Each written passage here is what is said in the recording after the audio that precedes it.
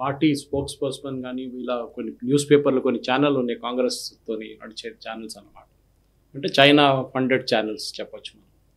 Neville Roy Singam sponsor చేసేసి వాళ్ళందరూ ఏమంటున్నారంటే రాహుల్ గాంధీ యాత్ర చేశారు భారత్ జోడో, దానికోసం మేము కర్ణాటక గెలుచుకున్నాం, మేము హిమాచల్ గెలిచామండి. కానీ దాని తర్వాత అప్పుడు పక్కనే గుజరాత్లో ఎలక్షన్ నడిచింది, అక్కడ కాంగ్రెస్ ఓడిపోయారు, ఇప్పుడు చాలా దారుణంగా ఓడిపోయారు. మళ్ళీ ఇప్పుడు వచ్చిన ఎలక్షన్లో మధ్యప్రదేశ్లో ఓడిపోయారు, రాజస్థాన్లో ఓడిపోయారు, ఛత్తీస్గఢ్లో ఓడిపోయారు. అంటే మీ చెరీ పికింగ్ అంటారు ఇంగ్లీష్లో, మీకు ఏది కావాలో మీరు అదే పిక్ చేసుకుంటారు. ఓకే, మీరు ఓడిపోయిన ప్లేసెస్ గురించి మాట్లాడలేదు. రాహుల్ గాంధీ యాత్ర ఇంత సక్సెస్ఫుల్గా ఉంటుంటే ఆయనకు మళ్ళీ మధ్యప్రదేశ్ ఎందుకు గెలవలేదు అంటే మర్చిపోయారు అందరూ. 2 నెలలు 3 నెలలు 4 నెలలు కాగానే యాత్ర గురించి మర్చిపోయారు. కర్ణాటకలో అప్పుడే వాళ్ళకి గుర్తొచ్చిందా? హిమాచల్ ఎక్కడో ఉన్న హిమాచల్ అసలు వెళ్ళలేదు ఆయన, కానీ అక్కడ వాళ్ళు గెలిచారంట. సో ఈ యాత్రలు అనేది బేసిక్లీ ఆయన ప్రాబ్లం ఏంటంటే రాహుల్ గాంధీని ఎవరు సీరియస్గా తీసుకోరు.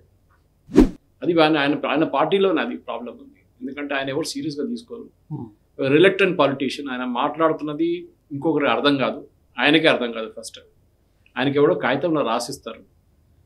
బయటకు వెళ్తున్నప్పుడు దేశం నుంచి బయటకు వెళ్తున్నప్పుడు శామ్ పిట్రోడా అని ఆయన వాళ్ళ పార్టీ చీఫ్ సలహాదారు, వాళ్ళ ఫ్యామిలీ కస్టోడియన్ అని చెప్పొచ్చు. ఆయన నేషనల్ హెరాల్డ్ కేసులో కో అక్యూస్డ్ రాహుల్ గాంధీతోని ఆయన రాసిస్తారు, ఆయన టీం మొత్తం తయారు చేస్తారు. వాళ్ళే రాహుల్ గాంధీ కోసం ట్వీట్ చేస్తారు. రాహుల్ గాంధీ ట్వీట్ చేయడు, అసలు ఆయనకి రాదు కూడా అనుకుంటారు.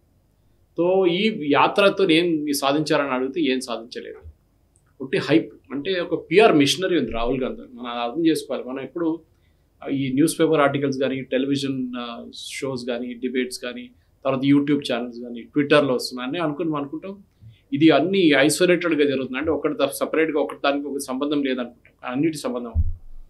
ఎందుకంటే ఇట్లాంటి యాత్ర రాహుల్ గాంధీ మనం అప్పుడు చేసిన భారత్ జోడో యాత్ర మినిమం ఒక 100 కోట్లు ఖర్చు పెట్టుంటారు పిఆర్ కోసం, పబ్లిక్ రిలేషన్స్ కోసం. 100 కోట్లైనా మినిమం, ఎందుకంటే అట్లాంటి ఒక ఎఫర్ట్కి 100 కోట్లు ఖర్చు పెట్టాల్సింది.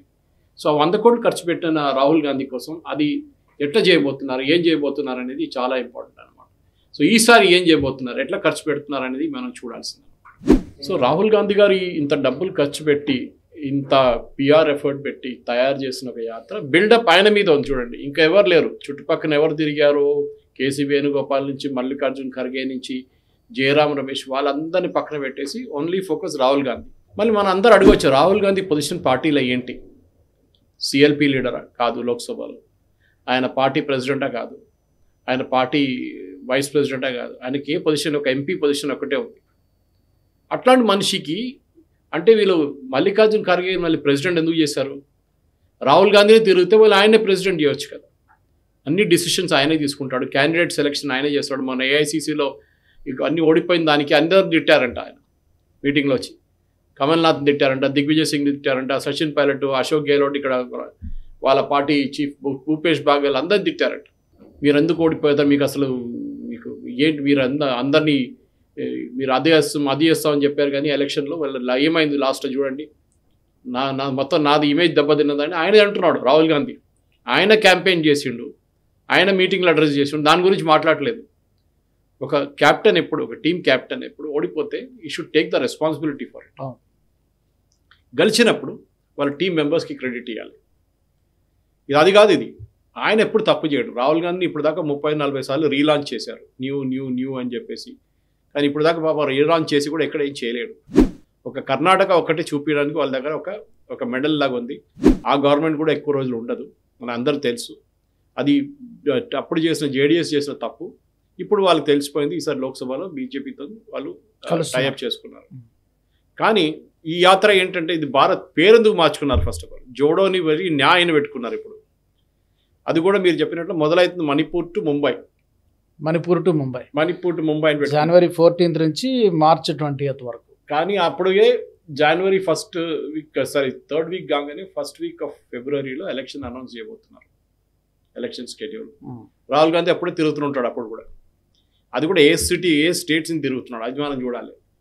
ఫస్ట్ ఆఫ్ ఆల్ అక్కడ మణిపూర్ అంటున్నారు, నాగాల్యాండ్ అంటున్నారు, మేఘాలయ అంటున్నారు, అస్సాం అంటున్నారు. అరుణాచల్ ప్రదేశ్కి ఎందుకు వెళ్ళట్లేదండి? ఎందుకంటే రాహుల్ గాంధీకి చైనా కోపం వస్తుంది.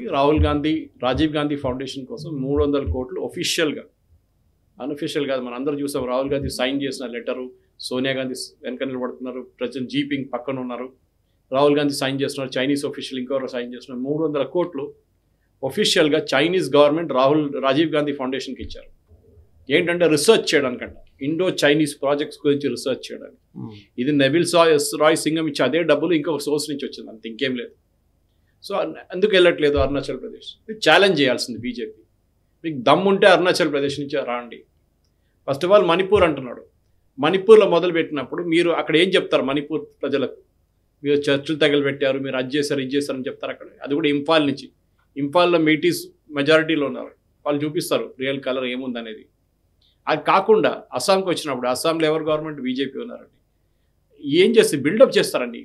మీకు ఒక 10,000 మంది రేపు కావాలంటే రాజు గారు మీరు పబ్లిక్ మీటింగ్ పెడతారు, నేను తీసుకొస్తాను, డబ్బులు అవుతుంది అంతే. ఒక్కొక్కరు 1000 రూపాయలు 1500 ఇస్తే మందు బాటలు బిర్యానీ ఇస్తే వచ్చేస్తారు. ఈ వీడియో మీకు నచ్చినట్టయితే లైక్ చేయండి, 10 మందికి షేర్ చేయండి. అలాగే కామెంట్ల రూపంలో మీ అభిప్రాయాలను మాతో పంచుకోండి. Nationalist hub group of channels ను సబ్స్క్రైబ్ చేసుకుని తెలుగునాట జాతీయవాద జర్నలిజాన్ని ప్రోత్సహించండి. ఈ వీడియో కింద ఉన్న బెల్ ఐకాన్ పై క్లిక్ చేయడం మర్చిపోవద్దు.